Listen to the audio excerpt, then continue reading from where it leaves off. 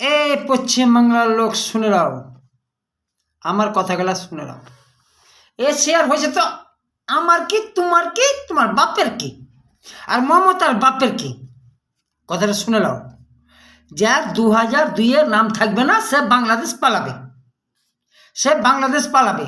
মমতার কি অসুবিধা কোথায়? মমতার অসুবিধা কোথায় বলুন? হ্যাঁ, ও বাংলাদেশ থেকে নৌবাহিনীকে এনে জাল ভোট তৈরি করে ভোট নিবে বলে। হ্যাঁ, তোমাকে লক্ষ্মী ভাণ্ডার দিচ্ছে 1,000 টাকা। আরে বিজেপি সরকার অন্য অন্য জায়গায় 3,000 টাকা দিচ্ছে, 3,000 টাকা। আর মমতা 1,000 টাকা দিচ্ছে। এই নারদা সালদার পয়সা কদি গেল মা বলো? আরে মা বহিনরা বলো, সব মমতা খেয়েছে। মমতা খেয়ে ইলেকশনে লড়েছে বলে আজ এখানে আছে, দাদাগিরি করছে, তোমাদের গানে বাঁশ দিচ্ছে। শুনে নাও, এই কথাটা অমান্য করি না।